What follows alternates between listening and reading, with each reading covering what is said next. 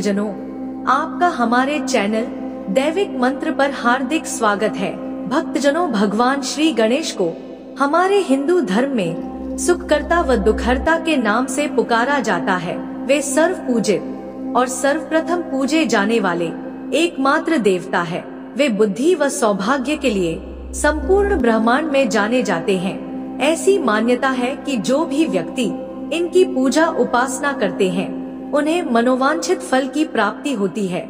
भक्तजनों, अगर आप भी धन की प्राप्ति के लिए अनेकों उपाय करके थक गए हैं, जितना पैसा कमाते हैं उससे अधिक खर्च हो जाता है, पूजा पाठ करके थक गए हैं, फिर भी धन लाभ प्राप्त नहीं कर पा रहे हैं, तो आज का ये मंत्र आपके लिए ही है।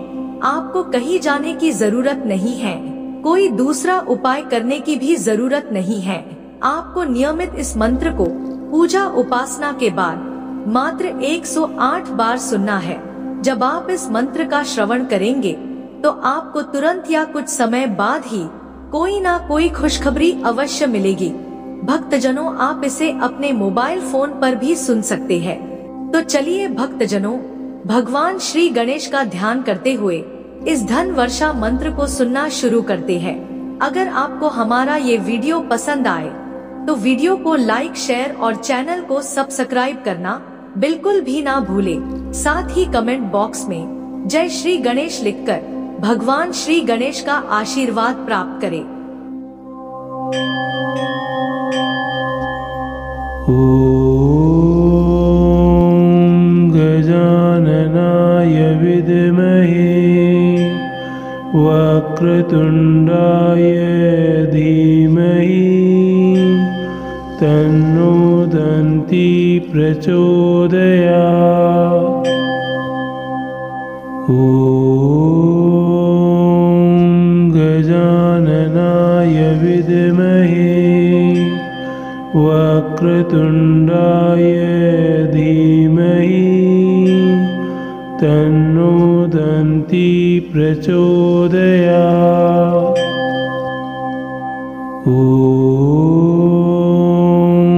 गजाननाय विद्महे वक्रतुंडाय धीमहि तन्नो दन्ति प्रचोदयात्।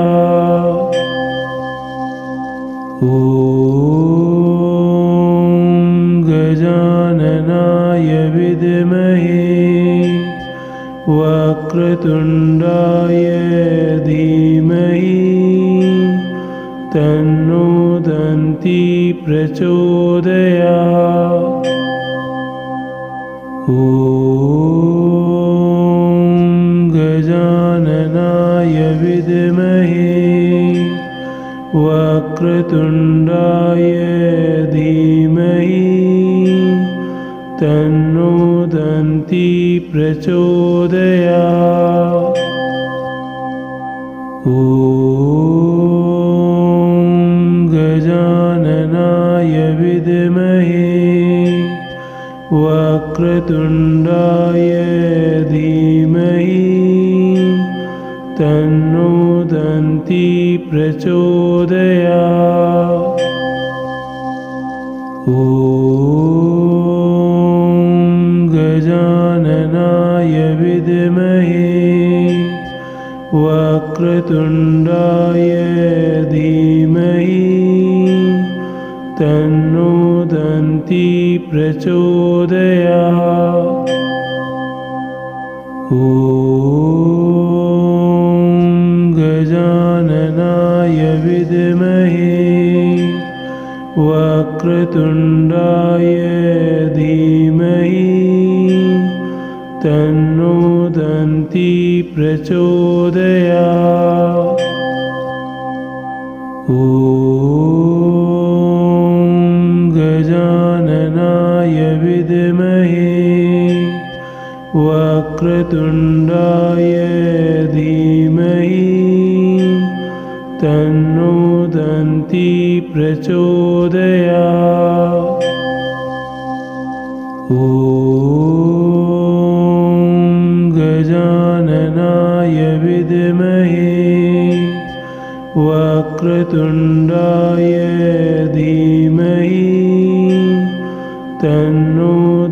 दन्ति प्रचोदयात्। ॐ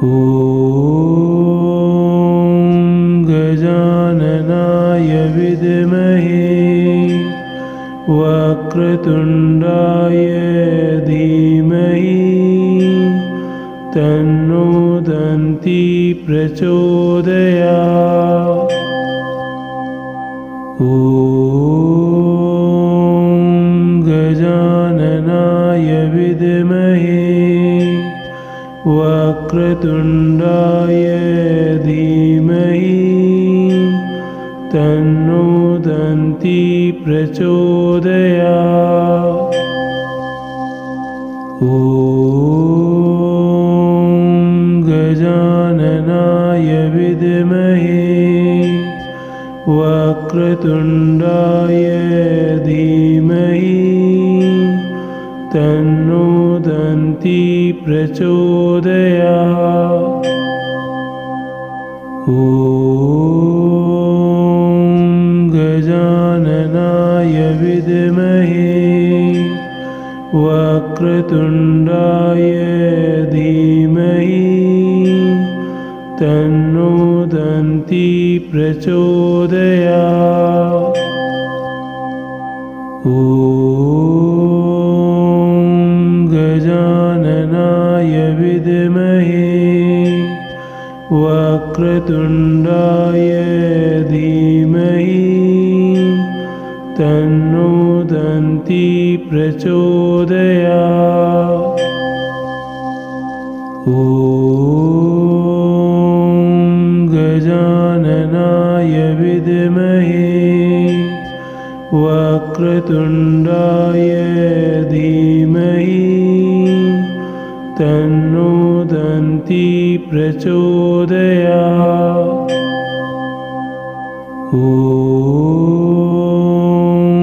गजाननाय विद्महे वक्रतुण्डाय धीमहि तन्नो दन्ति प्रचोदयात्।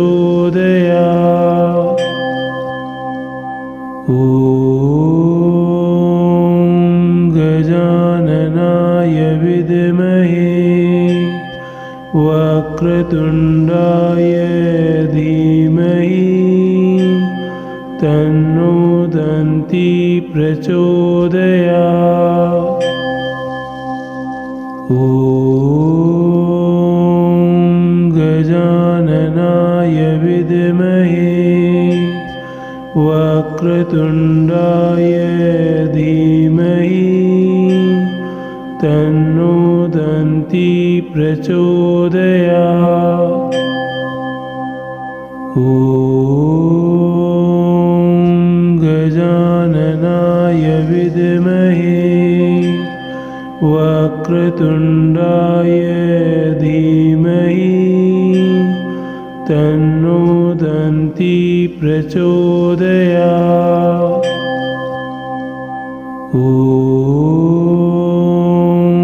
गजाननाय विद्महे वक्रतुण्डाय धीमहि तन्नो दन्ति प्रचोदयात्। ॐ गजाननाय विद्महे वक्रतुण्डाय धीमहि तन्नो दन्ति प्रचोदयात्। ॐ गजाननाय विद्महे वक्रतुण्डाय धीमहि तन्नो दन्ति प्रचोदयात्। ॐ गजाननाय विद्महे वक्रतुण्डाय धीमहि तन्नो दन्ति प्रचोदयात्। ॐ गजाननाय विद्महे वक्रतुण्डाय धीमहि तन्नो दन्ती प्रचोदयात्।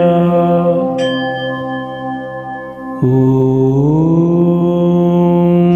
गजाननाय विद्महे वक्रतुण्डाय धीमहि तन्नो दन्ती प्रचोदयात्। ॐ गजाननाय विद्महे वक्रतुण्डाय धीमहि तन्नो दन्ती प्रचोदयात्। ॐ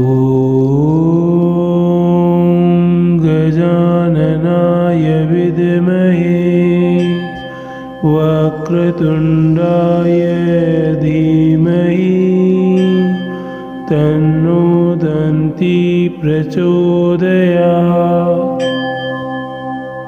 ॐ गजाननाय विद्महे वक्रतुण्डाय धीमहि तन्नो दन्ती प्रचोदयात्। ॐ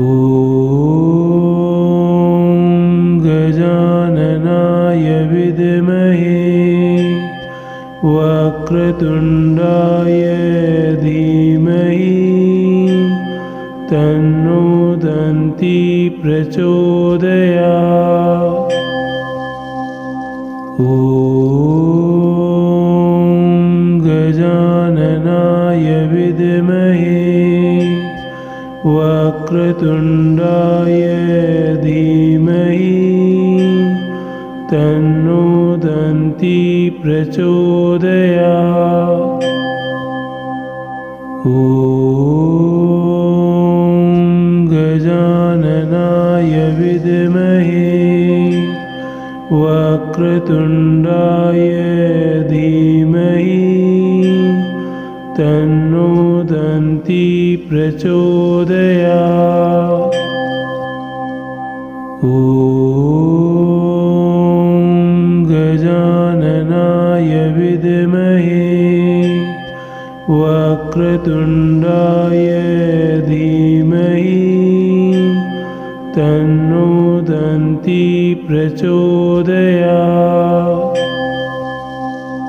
ॐ गजाननाय विद्महे वक्रतुण्डाय धीमहि तन्नो दन्ती प्रचोदयात्। ॐ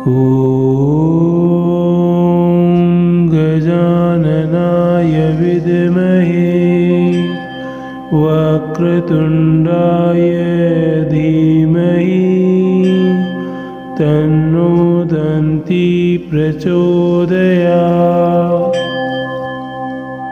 ॐ गजाननाय विद्महे वक्रतुण्डाय धीमहि तन्नो दन्ती प्रचोदयात्। ॐ